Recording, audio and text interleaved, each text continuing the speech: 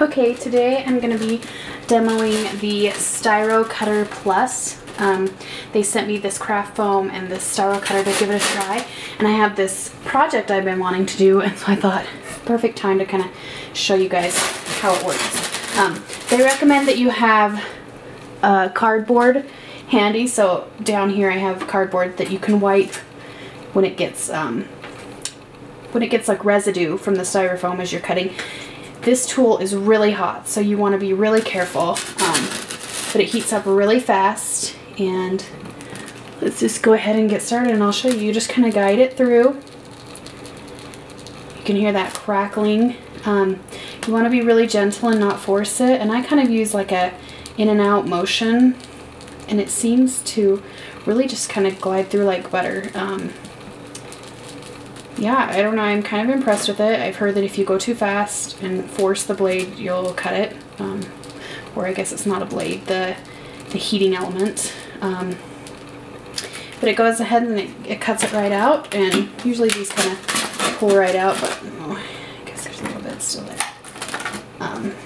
But yeah, they kind of just pop right out, and I don't know, I'm pretty impressed with it. It seems to be able to cut pretty intricately. I was nervous that I wouldn't be able to get the crisp edges that I wanted for a pattern, but it actually is really easy to guide through, and I don't know, it seems to work pretty well. Another thing to note is, there we go, so we got it through. I think you just have to go ahead and take your time. It does have a smell. That's one thing to kind of think about. When I've cut this, I kind of went out in my garage, just so that I didn't have that burnt smell, and it's not super strong, but you can smell the burnt plastic smell.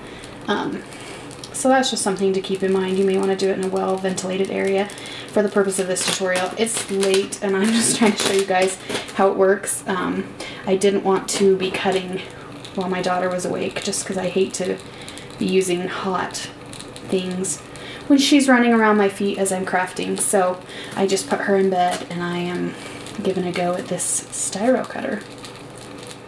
But as you can see, it seems to guide things through.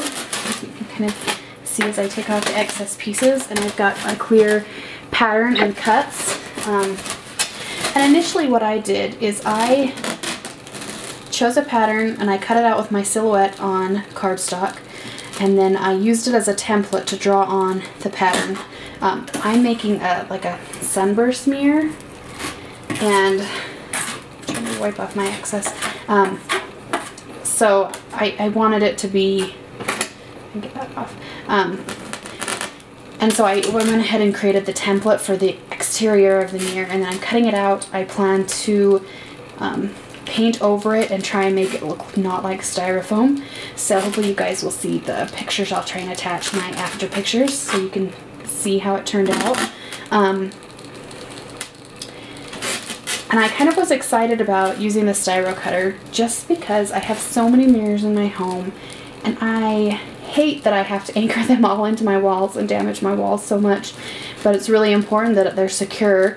With my kids running around our home, I just really don't want to take a chance of one falling off the wall and breaking and shattering or hurting them.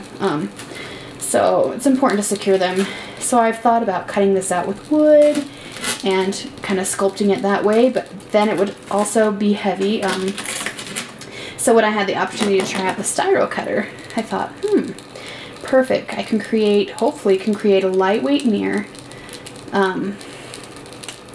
an easy piece of home decor DIY that I'll be able to enjoy, and also be able to probably just put up on the wall with command strips because it'll be so light.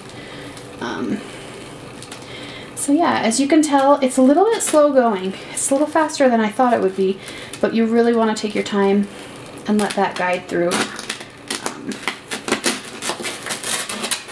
Here's the pattern so far. I'm going to kind of zoom out and finish the rest. Let me see if I can zoom out a little bit so you guys can see the full picture.